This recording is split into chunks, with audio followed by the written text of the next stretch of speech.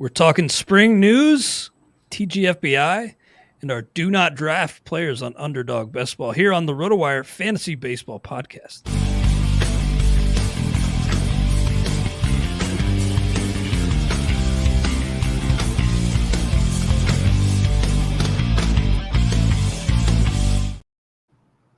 Welcome to the RotoWire Fantasy Baseball Podcast.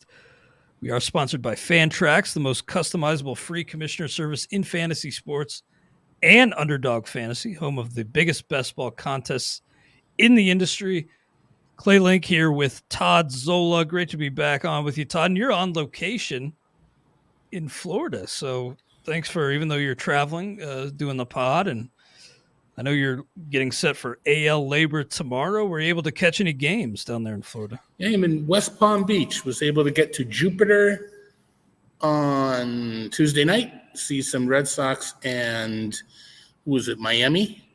And then on Wednesday, I was at West Palm for some Red Sox in Houston, kind of seeing a pattern here.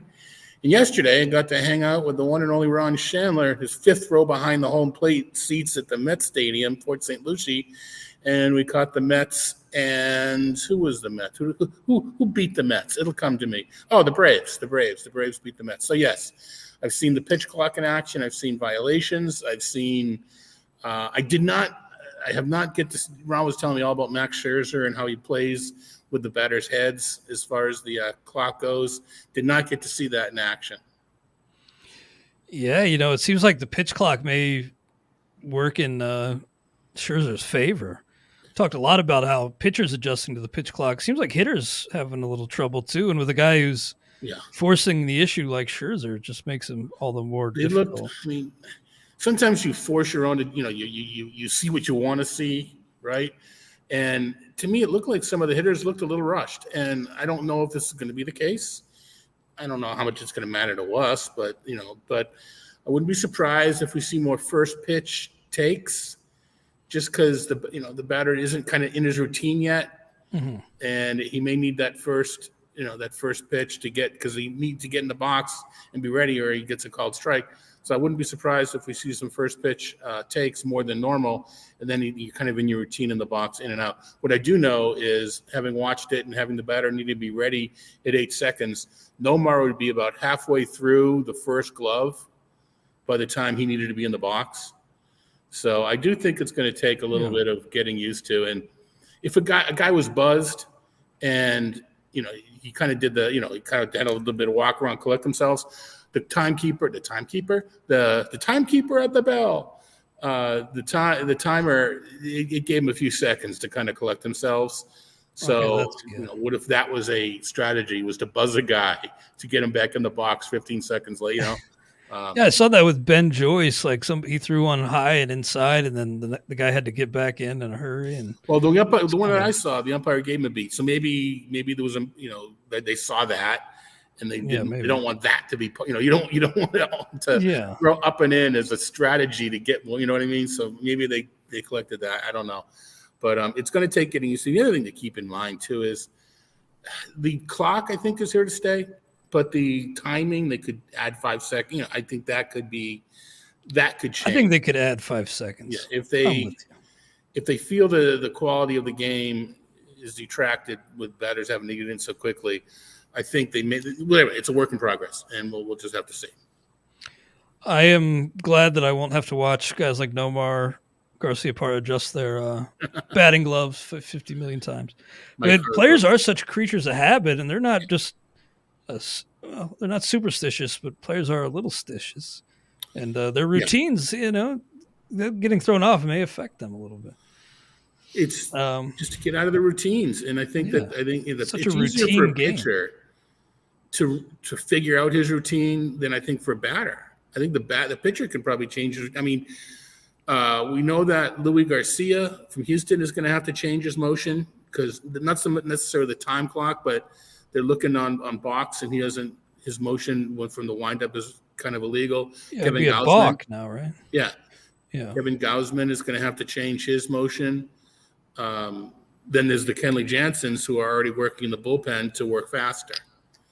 So, those are adjustments, but I think the point you're making of hitters having to adjust, Yeah, maybe something we haven't really thought about as much. I think you're right. I think the pitchers will make their adjustments because that's all they do. I mean, they have to do it 100 times a game, right? Whereas a batter only does it 4 or 5 times a game. So I think that I think the batters, I think they will. I think most of the batters will. But we'll see. I mean, there's going to be someone who's messed up in the head, and we don't know who it is, and I'm probably going to draft him. Yeah, some of those routines will get thrown off a little bit, and it'll be a year of adjustments on both sides. Well, Todd, big news yesterday, not even news, honestly, but the big kind of talking point, let's say, in the fantasy world yesterday was that Corbin Carroll triple that you may have seen. Absolutely incredible speed he flashed. He stumbled across first base and still easily had a triple. Our buddy Rob Silver was saying, hey, main events, this could be a guy who's going at the 2-3 turn. And look, Rob doesn't usually miss on these. And while that may seem like an overreaction, it's that speed, I think, that Carroll brings to the table that those players in the overall contest will be chasing. And 2-3 turn doesn't sound crazy to me. I don't think it is. That's where I initially had him ranked. And wow. I was like, and that's because the translations put him around that point, the MLEs. I'm like, there's just no way. And I had to calm it down a little bit, interject a little my own, bring it back.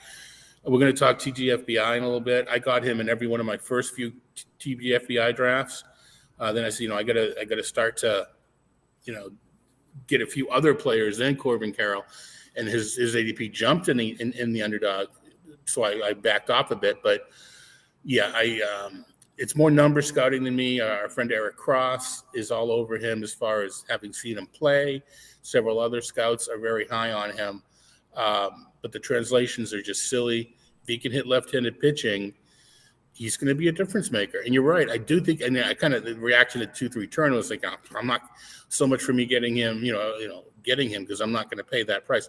I'd rather wait a little longer and push up a Jake McCarthy than push up the Corbin Carroll. That's interesting because I'm kind of on the other side on McCarthy. Maybe I just need to turn that stone over again and really dive into it, but I feel like he's being overdrafted. McCarthy. I don't know for sure. I need to once gambling in Massachusetts is legal in a week or so, I'm going to look around to try to find a Jake McCarthy leading the NL in steals prop. I'm not saying it's going to happen, but the possibility is there. The thing with McCarthy, maybe this is where you're edging, is the Diamondbacks. Well, Gurriel's going to play. I mean, but they're still pretty left-handed, and they may end up platooning one of the outfielders, and just to give an outfielder some more run, it may be McCarthy that loses some playing time against southpaws and not Carroll. So maybe that's where you're coming from, that he's being overdrafted for a platoon player, and he probably is. But the steals he may give are, again, we're talking 6 or 7 or 8 rounds difference, maybe even more than that. I can check my TGFBI board and find out where, and remind myself where McCarthy's going. But all I'm saying is, relative to each other, I'd rather get McCarthy at that price than Carroll at his. I got Carroll in the 5th round of TGFBI, but I think that's the last time I'll be having a chance at Carroll in the 5th. So just beware that if you want the guy, you're going to have to get aggressive. Another youngster making a little bit of waves in the fantasy world, Jordan Walker. Now, Todd, I know you don't have a crystal ball, okay? But if you had to guess right now, and I'm making you guess, how do you see this Cardinals outfield situation shaking out over the next few weeks? Do you think Walker forces his way onto this team? Do I look like Brian Walton? Yeah, he would be the guy that asked for Cardinals info. Jake McCarthy went in the 6th by Ray Murphy. Oh, wow. Carroll went in the 4th to Nick Pollock in my TGFBI. The best I can do for you, Clay, is say that everybody that I've listened to and asked says he's going to get an opportunity. Walker is going to get an opportunity to take the spot. Whether he gets it or not remains to be seen, but he is going to get every opportunity to win a full-time outfield spot for the Cardinals. And from people telling me is it's more about the glove. It's more about can he handle the defense, and keeping in mind the Cardinals they care about defense as much, if not more, than any other team.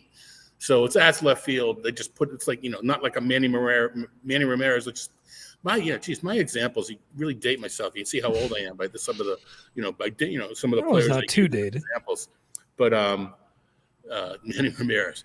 But the point being, if he can handle it defensively in left field, they're probably going to let the bat, let him grow into the bat. I mentioned this on XM with Jeff Erickson today, but Jeff Jones, Cardinals beat writer for the Bellevue News Democrat, made a good point on Twitter that they could have buried him in the lineup. Jordan Walker had him DH, and then talked about him needing reps when time came to cut down on the roster, but they've done the opposite. And so the way things are trending, still don't know, but it looks like maybe Jordan Walker will be on that opening day roster. Then it boils down to, is Dylan Carlson the odd man out then? Did they trade Tyler O'Neill or somebody? Yeah, a lot up in the air for St. Louis. I think the whole DH thing, they want a place for Juan Yepez's bat. Yeah, Yepez is a guy kind of always forget about. Yeah, so that and I think the reason you just don't put Carroll at DH, Jordan Walker at DH. First of all, he's a pretty good athlete. Coming from third base, I think they feel he can play the outfield. But I think if they want him to develop as a ball player, just putting him in DH to get the bat in the lineup, I think they want the glove too. I heard an interview with the Cardinals and Jim Bowden on the MLB Network Radio, and Danny Wexelman, I believe, a couple nights ago. And they were saying that Newpark could play center. They don't know who's going to play where yet. They're going to give everybody a good long look. They're losing a lot of players to the WBC, but they're going to do the best they can, and nothing is really set in the card. They kind of know the guys that are fighting for the positions, but where the end, O'Neill can play center too. So we kind of know the principles, the usual suspects, but where they align, and I don't know that matters so much for fantasy. We know these guys are going to play. We don't really care where O'Neill plays, although, some leagues have that, right? Have the specific left, right, center, but the vast majority of leagues, it's just outfield. True. It just seems like one guy could get squeezed, or maybe there's another shoe to drop here if Walker does indeed make the roster. He's leading off today for St. Louis, so they are giving him a real look. Sorry? You said you don't want to trade Dylan Carlson for Juan Soto, but yet he could be the odd man out. It's just the way things work out, right? I hope that report's not true, at least for it's not a 1-for-1. It was just in the pack. Yeah, true. Yeah. That's hard to fathom, even 6 months. It was hard to fathom at the time when that report came out, but even more so 6 months after that deadline. I was up this morning early, Todd, inputting spring lineups. It's kind of funny, spring lineups, the early ones come out at about 7 a.m. Central Time. So we have people up early inputting those and confirming. Would it be cool if it was your job to tell the teams what their lineup was going to be? I'd love to fill out the lineup. So you set the lineup for all these teams at 7 a.m. That would be good. Well, we appreciate all the beat writers who are up that early. It's even earlier, Arizona time. I guess most of those early ones are Florida, but we appreciate them reporting those because, we get them into the admin and confirmed for all of our users. First thing I noticed this morning was Alex Bregman was making his debut. So he had a fractured finger last offseason, or in the World Series, I should say. Slow played this spring, but ready to make his debut. I have him 71 overall. I'm just kind of wondering if I made this comparison on the XM with Jeff. It almost feels like Paul Goldschmidt at this time last year. Now, Goldschmidt runs, so that's not really part of Bregman's game. But do you kind of feel like Bregman's being undervalued at large here? No. I am the anti-Bregman. Okay. Goldschmidt hits the ball hard. Alex Bregman doesn't. Alex Bregman's plate skills are unreal, though. Yeah, but that's fine. So he patiently hits the ball at a medium exit velocity. He is built for Minute Maid, but as long as he's still in, he's he's a Coors Field guy. Well, he's still in Coors, so you want he is built for Minute Maid. He's still in there, so he's still going to produce. But I worry. I don't. Now that he's no longer running, If I'm not in an OBP or a points league, I have no interest. And I have this argument with Derek Van Riper every year when we draft our NFBC team that drafts before the season ends. He's a Bregman guy. I'm not. I think last year we won, and we actually ended up with Bregman because he finally fell to a round where it's like, hey, Derek, you can take him here if you want. It's like, okay, we will.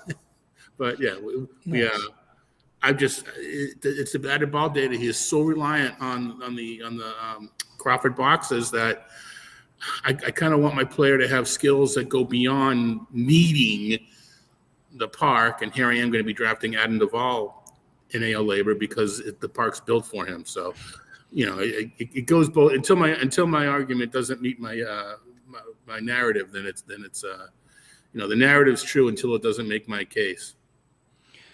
Well, look, I think it's good to get kind of the other opinion on Bregman because I've been pushing him up a little bit, and just because there's a drop off at third base there, the plate skills are so steady, and I kind of feel like we all look at him and see no real upside, but with those Crawford boxes, maybe there is a little sneaky. I think the upside is the fact that the floor is so high.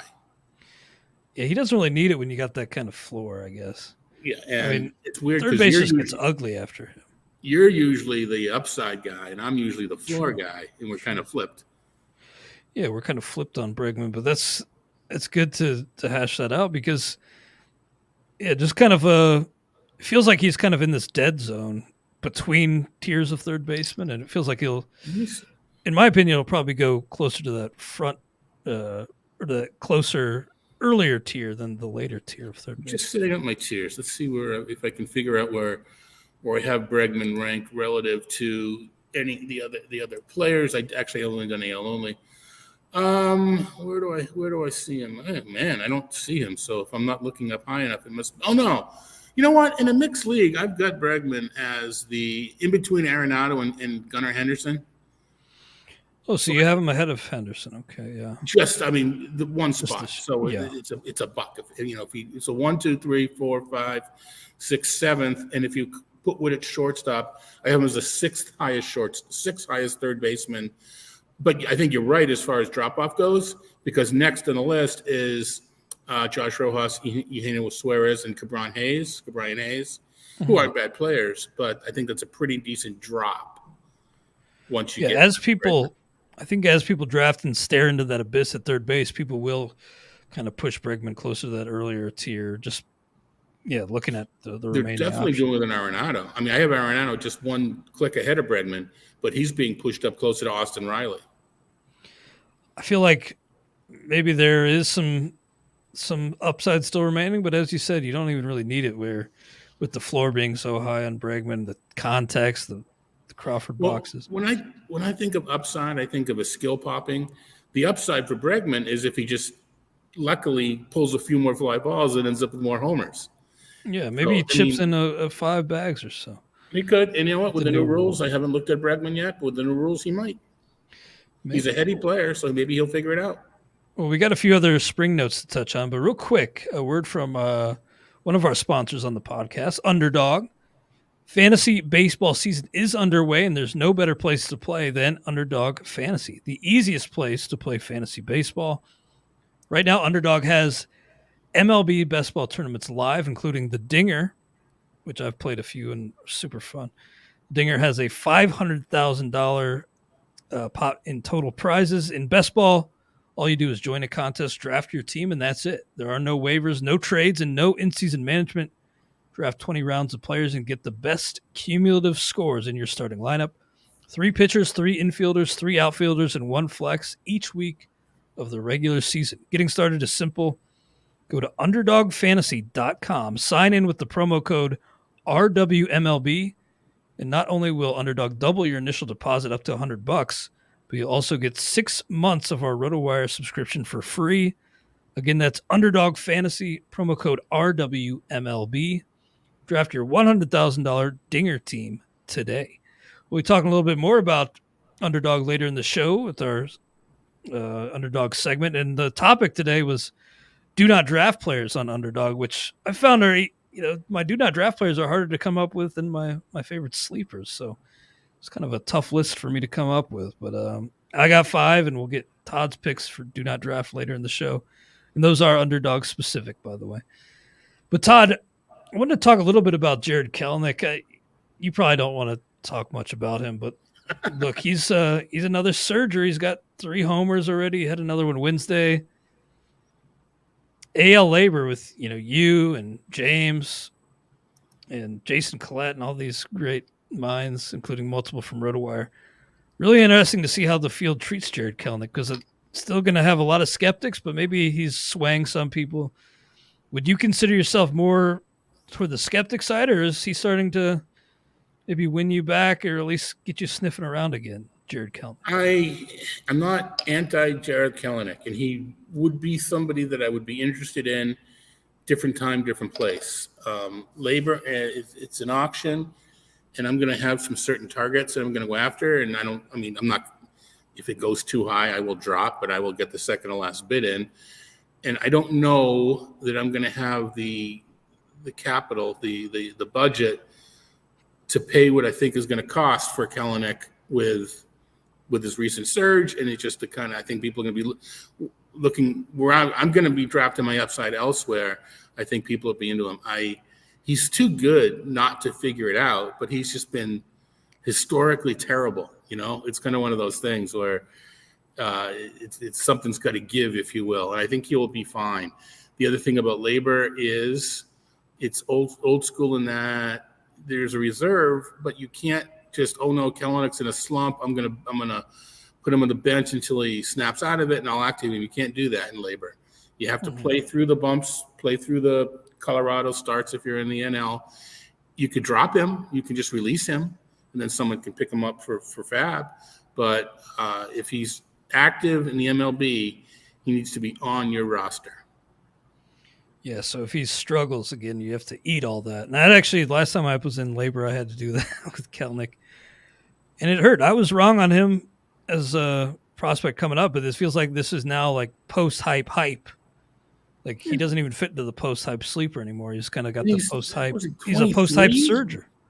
He's just 23. I mean, he's not even that old. You can only have one post before your name at his age. True. I like what I'm seeing here, and I like the results of the results. It's spring training results, whatever. But I like his attitude so far. I just saw some quotes that he's trying to win every pitch. Yeah, it sounds great, but maybe he was a little overly confident in his abilities when he came up, and just being in that moment and taking it pitch by pitch is how you have to do it. You can't be thinking about the larger picture when you're in the batter's box. You have to just be in the moment, and it feels like he's there. It's Peter Gammons. Say what you will about how in touch he is with things right now, but he mentioned on Twitter that he believes that the Mariners emphatically believe Kelenic's beginning his takeoff. So I'm expecting him to get maybe not really pricey, but probably crack the top 200 in some drafts. Yeah, no, I agree. And I grew up with Peter Gammons, and maybe he lost a little off his fastball, but he's still the man to me. Just the respect aspect of it. I didn't know you grew up with him. Well, I mean, Boston. That's where he. Yeah. Did you the know Boston notes?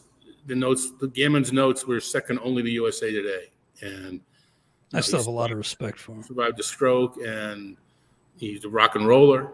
Seen him play at the first Hot Stove Cool Music that he have in Boston. They have it in Chicago too with Theo. Oh, that's Theo cool. plays Rocking Through the Free World. Neil Young, Theo can play that blindfolded every year. Rocking in the Free World by Theo Epstein. Anyway, but I just think so. I'd love to get Peter Gammons, Theo Epstein, and maybe Bronson Arroyo into a band. Arroyo played. Yeah. He's a grunge guy, though. I mean, he played acoustic. Acoustic sounds really good, but he's a grunge guy. And I stopped listening to music when grunge became the form of alternative in the early 90s is when I kind of stopped, and I started listening to my old stuff again.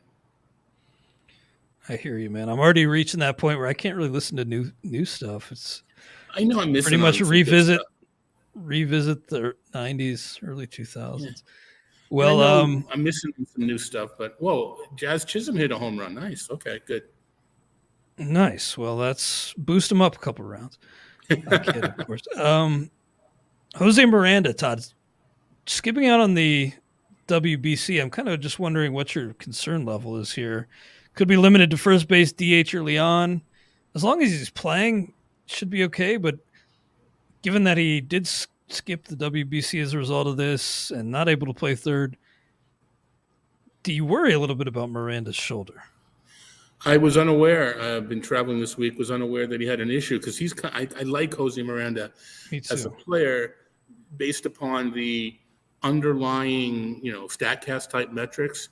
And my big thing is I don't care about average exit velocity. I care about average exit velocity on fly balls because that drives power. And there's too much. I don't want to say there's a little bit of happenstance involved. The harder you hit the grounder ball, the better chance of getting hit, especially without a shift. But it's all about the fly ball exit velocity. And he was among the leaders. And I was like, whoa. Mm-hmm. So he didn't quite get credit for it in the home run column that he should have. I thought it was coming. I guess the fact that he is hitting and is playing first base is, I think you can't get too down. It sounds like it's the throwing motion more than anything else.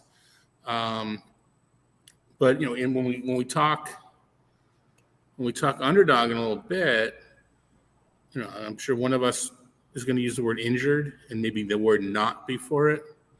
And now do I take him in underdog because there's a possibility that this grows into something more?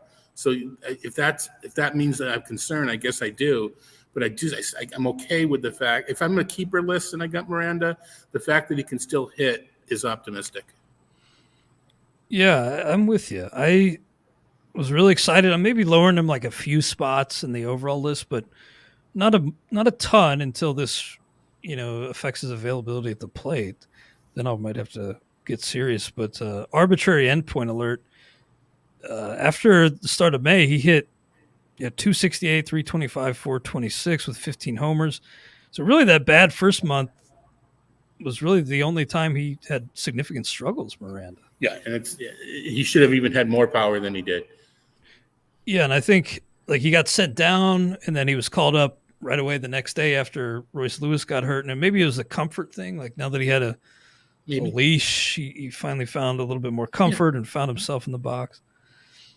But I know you got to look at the whole picture, but I just was really impressed with how he turned the page on those early struggles, Miranda, and found himself last season. Will Myers was back in the Reds lineup today. Todd, I don't really want to draft Will Myers. Any case at all aside from the park? Would you draft Will Myers? Yeah, and I did. I'm looking up the round right now. You're going to cringe, but I got him in the 12th round of the TGFBI. In a 15-teamer, that's not crazy, but it's a little crazy. but I'm in a draft where there's some. I know people know what I know my lists, and my lists he's pretty aggressive. And even though it's TGFBI NFBC format, this is a go get him. Go get don't. There's people are taking their guy when they want him. As I mentioned before, Ray Murphy took Jake McCarthy in the 6th. I joked to him. I said he picked him right after I made a pick. I was like, I thought my McCarthy sweat would last more than one pick. But Ray wanted him. Ray got him. So Will Myers sounds like he's kind of one of your guys. Then he is, and it's the park, and I think he can run, and I think the Reds will let him run. And if he doesn't play the whole season, I think when you draft him, I'm drafting him low enough where I don't know if I'll have him at first or I'll have him in the outfield. I like the dual eligibility as well. It's a lot easier to replace a guy that gets hurt in the 12th, 13th, 14th round. I don't know about easier. I mean, it's just as easy to replace Mike Trout, but it's just the player isn't as good. So you get, the drop off isn't as much for replacement in that round as it is in earlier rounds. So I want the upside. I want Myers in my lineup when the Reds are at home. So you think he has a little, Brandon Drury type path this year where he I think it's tough to make the comparisons of that nature, but I think there's still some stuff left in Meyer's bat. It's all about the health. Last year, 713 OPS, but he didn't run so much. But he had some knick-knack things. Didn't even play half the season. So to me, I'm betting more on the health than the skills. I think if he plays, if he's healthy, he will play pretty well. Yeah, I think the best case scenario for a guy like Will Myers is he plays well and gets flipped. I think that's, he's been open about, why he signed with Cincinnati. He wants to get those numbers boosted up in Great American Small Park and kind of revitalize his career a little bit. Right. But then you have to wonder, where does he end up? How much does he play with another team? But if he plays well enough to merit getting flipped, I will, recognize that. And by the time July 31st or whenever the trade deadline is this year, early August, whenever it is, I will have a plan B. If I don't feel Myers will be playing regularly or, et cetera, I will have a contingency ready to go. And hey, there's not every chance, but there's a team. What if he gets moved to a team where he's still hitting well and it's more runs because it's a better lineup than the Reds? It could help him. We'll see. It's a good point that if he's flipped at the deadline, he's probably already hit well enough to justify your spot, honestly. Yeah. But I do worry about that with guys like him and like Crone. Like, do I want to draft Crone thinking he's probably going to end up somewhere outside of Coors? I think he's there. Maybe I'm thinking too big picture. Well, they signed him to the contract. Mm-hmm. I don't think if they hadn't signed CJ Crone to the contract, I'd be a little bit concerned. But I think we're okay with Crone. Who knows? I'm trying to remember. Is there someone breathing down his neck as far as a backup goes? I don't think so.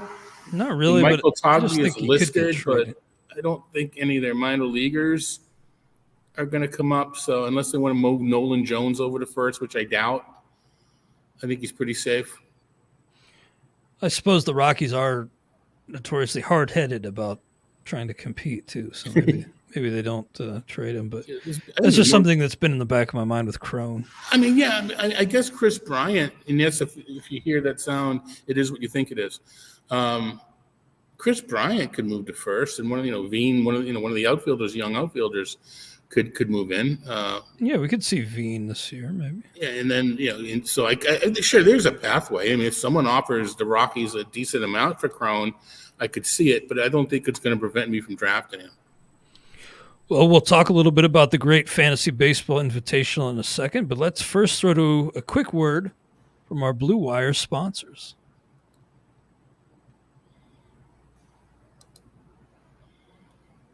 All right, we are back on the RotoWire Fantasy Baseball podcast. The only podcast you're going to hear this week, I think, with 2 overall TGFBI winners. I did it in 2018. Why were you 2019? Were you the next year? Yeah, unless Tanner interviews Kevin, I think we're safe. Yeah, it's an honor, and thanks to Justin Mason for giving us this platform to play and so much to talk about throughout the year with TGFBI. It's a great competition. It sounds like you guys are making good headway in your draft. We're stuck in the 12th round of my draft, but you guys getting pretty far? Yeah. Again, apologize for the noise. There's an open door near me, and anyway, right. I'm not sure what you're hearing or not. We have just begun the 20th round. I just made my 20th round pick. Nice. And who was it? It was, drumroll please, Sean Manaea, my 9th pitcher, my 6th starter, which means I have 3 closers, and it's a mixed league. So who does he have? But yeah, he's my 6th starter. Sean Manaea was a Driveline guy, right? He went to Driveline. Yeah. I like the park. I like the streaming aspect of it. He's due for a bounce back. But yeah, I teased it. I mentioned on the radio earlier about Scott Barlow being kind of the last available full-time closer, and I actually got him in the 9th round of TGFBI. Followed it up with Andres Munoz with the plan on getting Sewald, but Sewald went a little earlier than I was willing to double tap or double ding the Seattle bullpen. So I took a chance, and I'll admit it was partially on some information from our buddy Dean Peterson, who follows the White Sox. I got some information because we're covering the White Sox in a panel today at First Pitch where we're talking about the new managers. So I sent Dean some questions about the White Sox, sent Craig Mish some questions about the Marlins to get some stuff. So I have approximately 3 hours to act on that information before I make it public. And he thinks Graveman will be the guy at the beginning, so I get Kendall Graveman. I see. I was kind of wondering how this tied back to the White Sox, but okay. Yeah, so I got Kendall Graveman as my. I circuitous route, but I'll get you there. I'll get there. No, you could. I was looking at your tweet from March 1st, and I didn't see Graveman. So Graveman was my 17th rounder.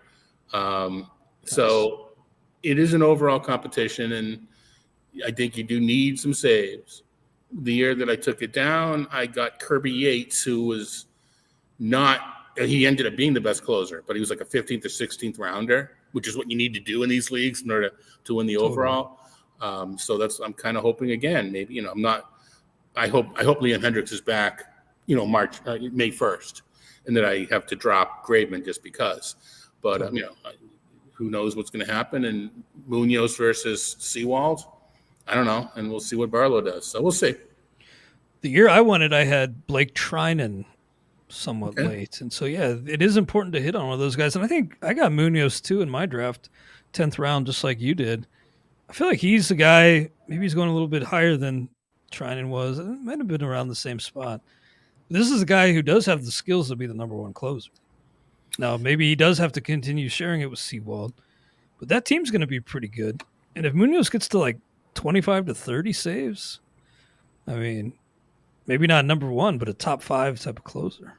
Yeah, I think, and I don't think we know the answer to this yet. I think we know, but I don't know that we know. Seattle used the committee approach because they had to, and then it was just so darn successful. So, they traded for Munoz. They picked up Ken Giles. It sounded like they were looking for a closer, but they just made the best of a situation when they didn't have him. And now that Munoz is healthy and off season, there's a chance that Seawald, then he's not going to get 0 saves. But like you said, there's a chance Munoz does get 2 out of 3 or whatever it might be, and it's not a halvesies sort of thing. And the ancillary, the strikeouts and the ratio should be fine. So I think he's kind of like because I took him after Barlow, who's my cutoff line. To me, he's the top questionable closer. Yeah, I feel like Munoz and Pete Fairbanks were those guys in that range that I really liked. Fairbanks is getting a little pricey now. He went. He was the guy I wasn't thinking about Graveman. Yeah, but he was the guy I wanted as my next, my third. But like you just mentioned, he went up. He went pretty high. Yeah. So, I like both those guys as guys who could surge and finish well ahead of where they were taken. But we'll see. It is important to hit on one of those guys, but maybe priced out on Fairbanks and drafts. Fairbanks went the 12th. Okay. I think he went. Let me see where he went in mine. He went in the 9th in my draft. Okay, well that's really because I had taken having taken Barlow and Munoz in the 9th and 10th. I wanted to get back to hitting, so I wasn't ready to take a third closer at that point. Mm-hmm. Yeah, Munoz versus Fairbanks straight up is kind of interesting. I think I'd take Fairbanks, but I'd like to grab both of those guys, honestly, if I can. Kind of hard to spend 9-10 on closers, but if you don't draft one earlier, maybe that's too solid fallback option. Yeah, right. You have to understand the mindset of the thinking that led up to that point. And I don't know, it wasn't designed, but I didn't think Munoz would get back, and I did want a second somewhat decent closer. And looking at who went in between, okay, Joan Duran went in between. I got to believe Munoz would have gone. Alexis Diaz went. Actually, I think you can put him in that group, the same group, and then just use not taking Diaz based on the team, although there's some talk that he could be more of a multi-inning guy as well. But I think when they say multi-inning, I think they mean 8th and 9th, not 7th and 8th. Well, we'll see. The stolen base category is always a tough piece of the puzzle to put together. I drafted Julio Rodriguez, first with my first round pick, second overall. And then I grabbed Corbin Carroll in the 5th, got Ahmed Rosario. But I'm still trying to chip away at steals. How did you tackle that category? Probably not as well as I should have. So I started with Freeman and Devers. So I got like 4. And, maybe I have 8. I don't know. We'll see what Freeman does. Maybe he's good for 10. Anyway, I may have pushed Cedric Mullins up a little bit in the 4th round, but I got Cedric Mullins. I got Dansby Swanson a couple rounds later, who it wasn't because of steals. I just happen to like. But my dice throw or dart throw, if you will, on steals in the 13th, C.J. Abrams. They talk about him leading off. That's kind of my. If I do well, it's going to be because C.J. Abrams did pretty good too, and that's about all I've got right now. I mentioned Will Myers. I really, really like Estuary Ruiz as a luxury steals item, not as a I need him to steal in order to meet my number sort of guy. And I think he is in the process of going from the luxury range to the Miles Straw range, where he's the guy that people are going to take if they feel they're short on steals. And I was kind of bummed he went a little earlier than I was willing to go. His OBP in the minors was fantastic, Estuary Ruiz. It hasn't translated yet, but it's only been like 30 games. And Fangraph translations aren't very promising, but if he translates that OBP anywhere close to the minor leagues, Ruiz is going to steal 50 bases, and he's going to do it. He stole 80 some, right? Yeah. So again, the difference between I don't want to say, all right, I've got Ruiz's 50, I only need 70 more. I want to say I have 110, and Ruiz's 50 could win me the league. Yeah, Estuary Ruiz is a really interesting X factor right now. They brought in J.J. Bleday, who I saw was starting over in center, at least early on in the spring. Yep. A lot more draft pedigree with a guy like Bleday, but I think they should give both these guys plenty of playing time. It's the land of opportunity. They got to see what they have in these guys. So Ruiz, those OBP skills you mentioned with Ruiz are interesting. Yeah. He went in the 16th. Is that too high for you?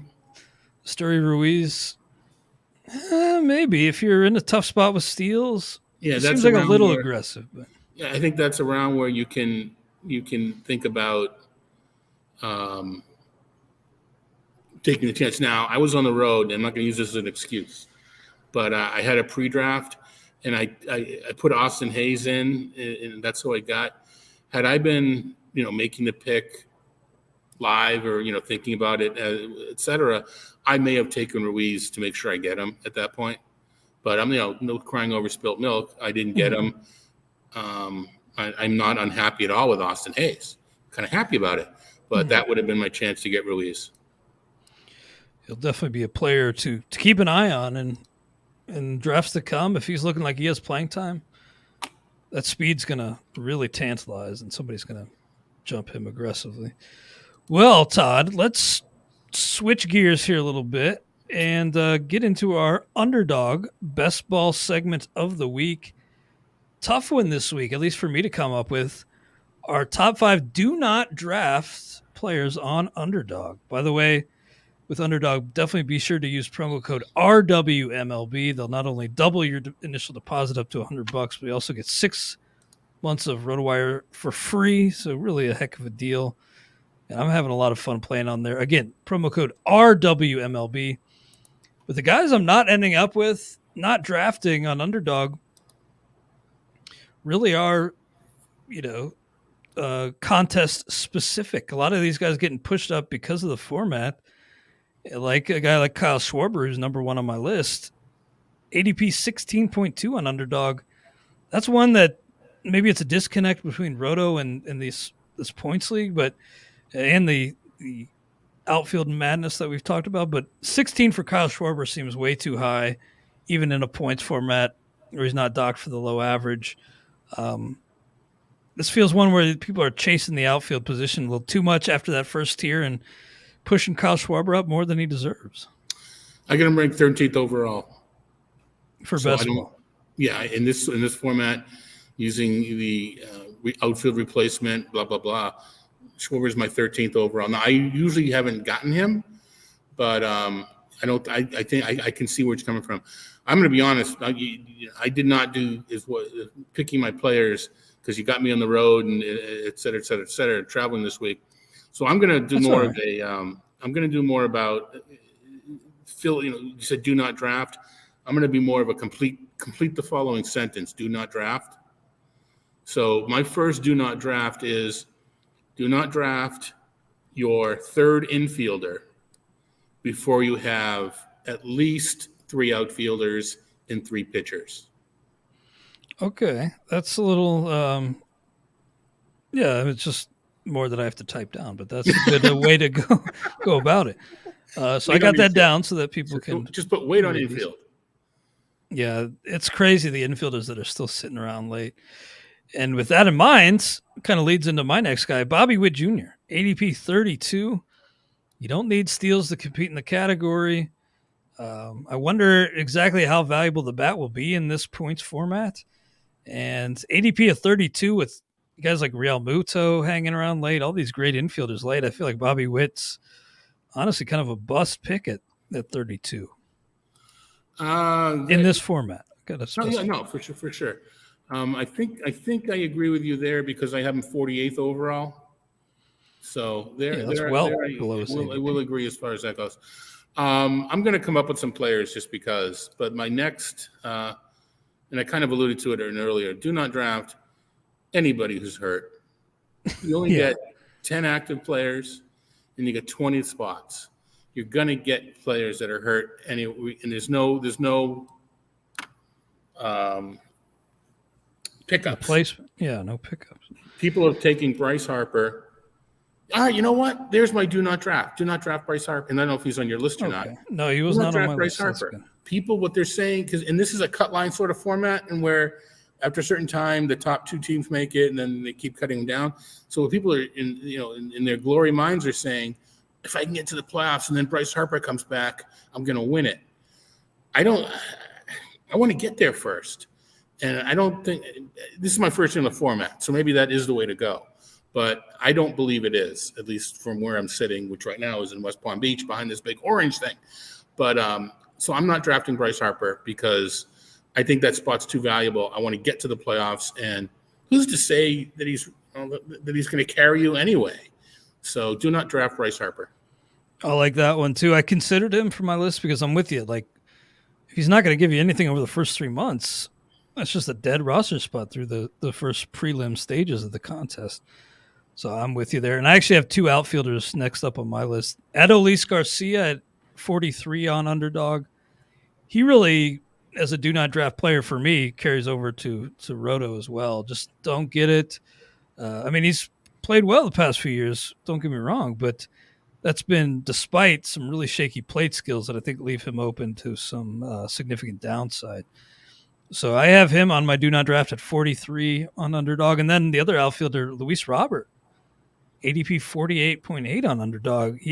I mentioned this to Jeff, and he pushed back, and it really isn't quite getting to Mondesi levels, but I'm starting to get a little, with all the missed time from Luis Robert, starting to get a little Mondesi vibe with the missed time anyway.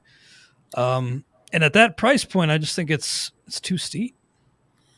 Yeah, no, I agree. And, you say Mondesi, I think Byron Buxton, although maybe Buxton's too good of a talent for Robert.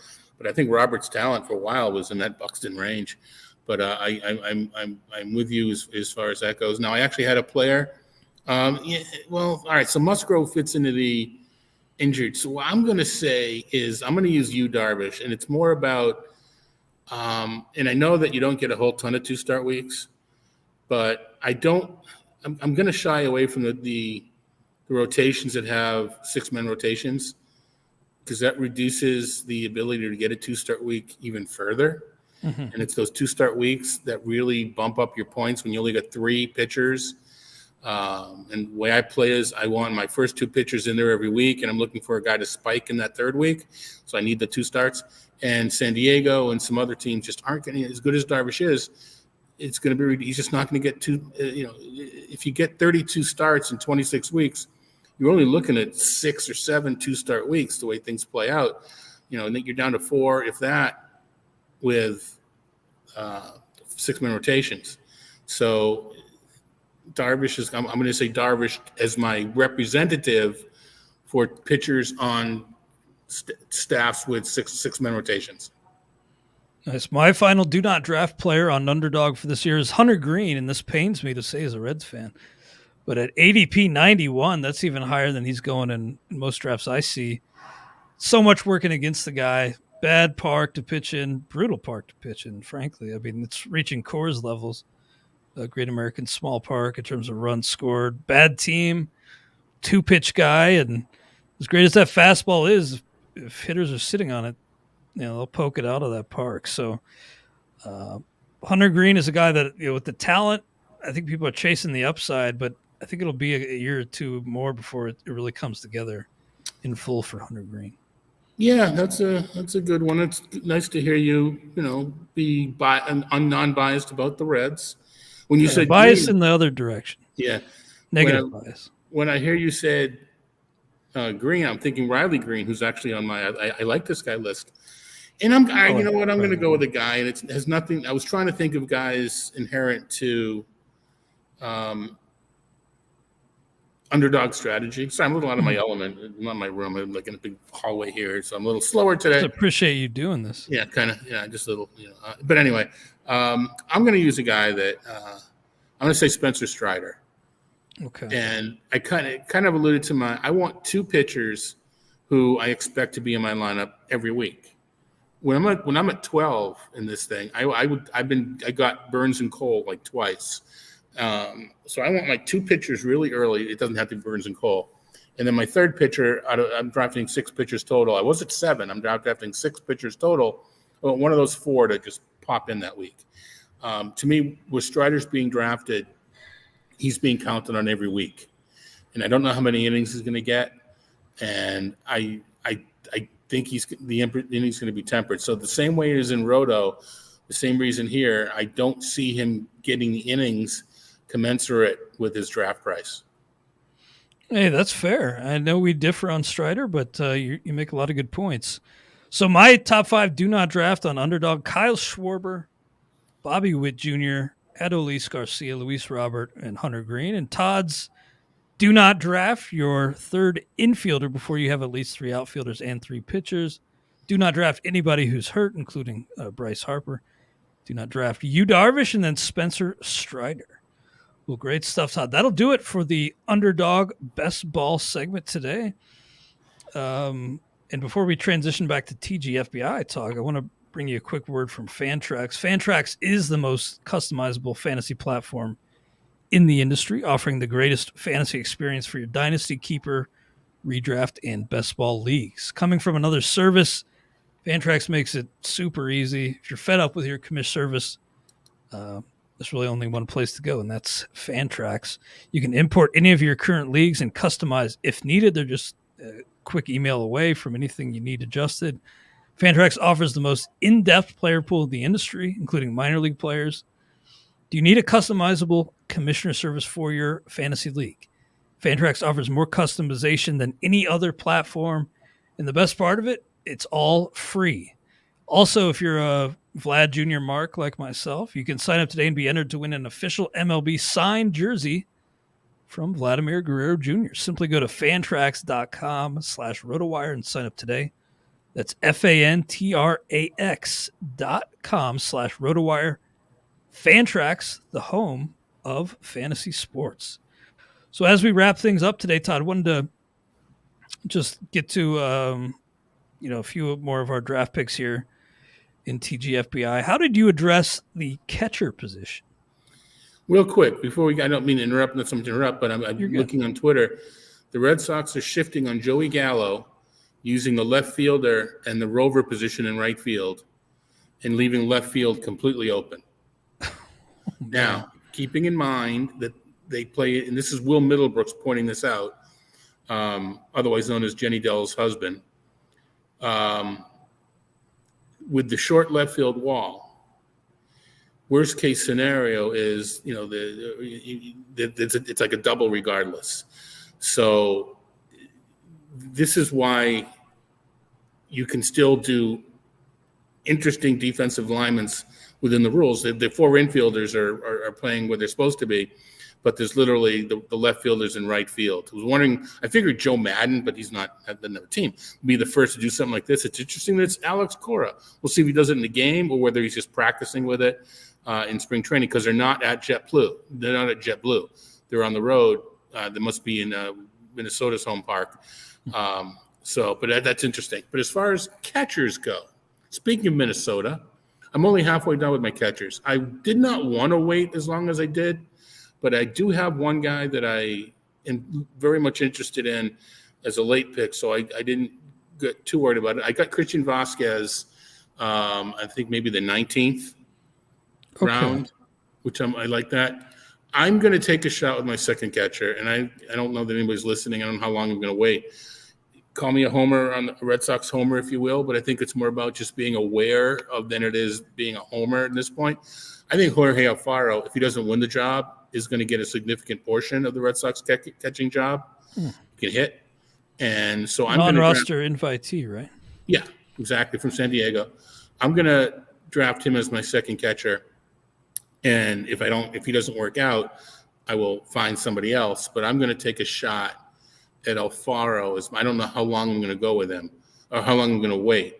But I'm going to take Alfaro. See, I am drafting with Ray Murphy, who may or may not have the same thoughts because he's a local guy from Boston. I will check to see what he's got on catchers. He only has one. He only has Salvador Perez, which does not bode well for me because maybe he's thinking the same thing that I am.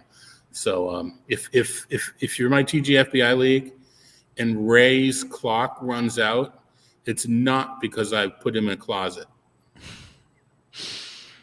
Well, we had an interesting note on Alfaro just yesterday that he has a upward mobility clause in his contract with Boston. So he would be allowed to sign with a major league deal elsewhere if Boston doesn't plan to have him on the roster by March 25th. So either way, it sounds like he'll be in the majors. Yep. Right. So yeah, that's a sneaky one. I like that. I paid up a little bit more, at least for my first catcher. I haven't drafted my second yet, but I got Willson Contreras in the 7th round. Is he a guy you're in on, or is that kind of a new fate or familiar face, new place you might worry about with the big contract? Is an answer is not out on an answer? I mean, I don't know. I'm not out on him.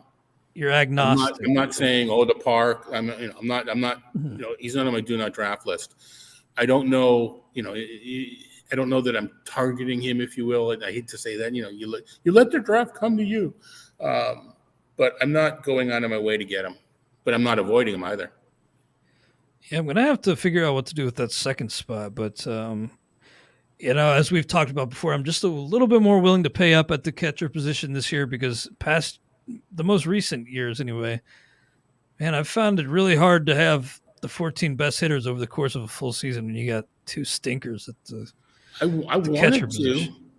I'm not saying you have stinkers at the catcher. No. I wanted to draft up a little bit. It just never presented itself. And again, I don't want to use this as an excuse, but when you're traveling, you preset your I think I want an outfielder and a pitcher in this turn. You set them, but based on the flow, maybe now I better have taken my catchers now. I don't know that I would have done a thing different. I'm not saying I would have, but it's a little bit of a. And this is to be honest with you, Clay.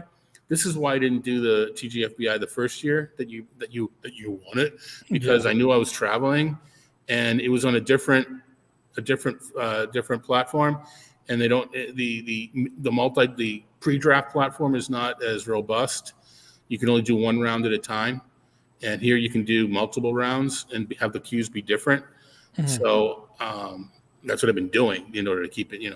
So yeah, I love how you can set a queue just for each specific round. That's so nice on NFBC. Yeah. So anyway, and looking at my tiers, I just mentioned I've been doing my tiers. I called in last year's players and where they are on the tier. I had to raise up the players. Almost everybody had to go up like a whole tier. That just, but by that I mean they're just better. They were ranked higher this year as in the aggregate. Yeah, it's still a very thin position, but there are some good young players coming in at the catcher position. Yeah. Still very tricky one to figure out. Yeah. Now, Todd, you gave away a guy that you're hoping to get later on, and I'll give away a guy that I'm desperately hoping to get here, maybe with my next pick even. Let me jot this timestamp down for our guy Alan. Maybe one of the best values on the entire board right now for me, and that's JD Martinez. Now, on Underdog, like we discussed earlier, we talked about Underdog. There, JD's lumped in with the outfielders, so he's all the more appealing. UT only in traditional drafts, but look, I'm in the 12th round right now. I would like to get JD at 179, honestly. I mean, even as UT only, I think, consider where he was drafted last year. The year he had was not that bad. He's now with the Dodgers, who have tremendous coaching and development staffs, and he's with his original hitting coach that fueled the breakout initially with Detroit. So I just think everything points to a nice bounce back. And at that cost, yeah, I'm thinking JD's one of the top values on the hitting side. I know you hate that term. Yeah, well, market values, well, if we put it that way, relative to the market. Sure. You went in the 13th to Jen Piacenti in this league, and with watch out for her. She might take down the overall, honestly. She's in my league. Be careful. No, Jen's a great player. Yeah. And looking at the team, no, she's not going to win. No, I'm just kidding. No, I forget what I was going to say. Oh, yeah, as far as Martinez and the utility goes, I'm a lot more amenable to doing that in a league with Fab because you do it in a draft and hold, and inevitably you're looking at 3 corner infielders on your bench that are better than, half of the play, middle and, or vice versa. You have less flexibility to get the better players in there. I know you can sit the utility if he's not very good, but if you drafted, Martinez, he's probably better, than the backups. Point being, I like, without being able to maneuver my roster with Fab to make it all work. I don't like to do the utility thing, but in this league, yes, you take the value. You take the drop there, and you make the rest with multiple position eligibility players, or just being active in the Fab market and shaping your roster so that you can keep it as strong as possible without using that spot. In my TGFBI draft, I mentioned I got Julio, so yeah, it's a nice power source. But then Corey Seager, Corbin Carroll, Willson Contreras, Ahmed Rosario. I got Anthony Santander to make up for power. I still feel like I need to a little bit. And I feel like JD can do that. Most projection systems have him around 20 homers, but I had 28 in 2021. I guess maybe I'm kind of just hoping that he can push up closer to 30. The Dodger Stadium is better for power for him than Fenway Park. Really? So I think I don't remember what my number is on Martinez, but I'm pretty sure it's closer to 30. If it's over under 25, I'm pretty sure I'm taking the over, and I think that's what you want, right? And last year, it was like Jose Abreu in that he pounded the ball, but he didn't lift the ball. So the it was a strange drop in over the fence power. Yeah, but I don't think he's lost it. So I for a lot of the reasons that you just talked about, and I don't know, I don't remember that you mentioning Mookie Betts, but I don't think it hurts that he's back on a team with Mookie and comfortable and all that kind of stuff. So what do I have? I have 26 homers for Martinez. So I guess I would take the over on 25. Nice. That's good for me to hear because I'm going to have a lot invested in JD this year. And yeah, I just think there's still something there. Maybe there is a newfound comfort level there now with his old hitting coach, and maybe Mookie there. Why not? Yeah, I'm excited to see what JD can do. And plus, they already made it clear that he's going to be DHing every day at the expense of some Will Smith starts. So the fact that they're already saying, look, you're our everyday DH. We paid you $10 million to come in and DH. Yeah, and it's not like Will Smith can go play first base either. Can he? No, well, they got a guy named Freddie Freeman there. Oh, yeah, they got just a guy named Freddie Freeman. He's missed 10 games in the past 4 years. Yeah, I know they said maybe Will Smith catches a little bit more to balance things out, but they said that Will Smith's going to get fewer DH starts. So it seems like they're dead set on Martinez being a key anchor in that lineup. Yep. For what projects to be one of the best teams in baseball again, let's not forget. Well, take a look at their lineup. They're going to need JD. Yeah, I think they're banking on a big rebound from JD. And if the Dodgers are banking on it and betting on it, I'm going to bet on it. Not in all cases, but that is a appeal to authority that I will make. Todd, great stuff. Really want to thank you again for doing this on location, traveling, but you still made time for us. Thanks, man. Anything else on your mind today as we wrap things up? Baseball's on my mind. Now we're having some people are starting to come in. So, well, good timing to wrap. Why don't we just sign her off? And I'll go head over to the First Pitch Forum, check out Labor tonight on SiriusXM, and talk about my Labor team next week. Doing drafting AL on Saturday night. Good luck, and Jeff Erickson's on the call tonight for the NL Labor, and good luck to you and James and everybody. Jason Collette tomorrow. You'll be at each other's throats, and I'm looking forward to seeing who you guys battle over. A reminder that we are sponsored by Fantrax and Underdog Fantasy. We'll be back again, Todd and I, next Friday. Hope you join us on the RotoWire Fantasy Baseball Podcast.